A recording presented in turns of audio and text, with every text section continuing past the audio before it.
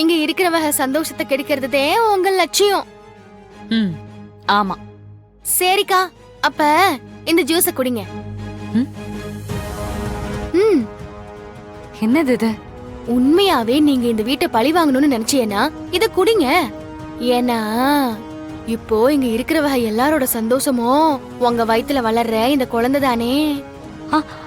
அது அட குடிங்கக்கா, குடிங்கக்கா, குடிங்க குடிங்க. இல்ல, இப்போ எனக்கு தாக இடத்துல விஜய், அதான். இந்தாங்க குடிங்க.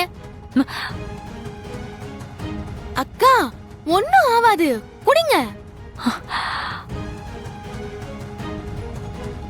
உங்க நோக்கமோ என் நோக்கமோ ஒண்ணுன்னா எந்த கேள்வியும் கேட்காம இந்த ஜூஸ குடிங்க.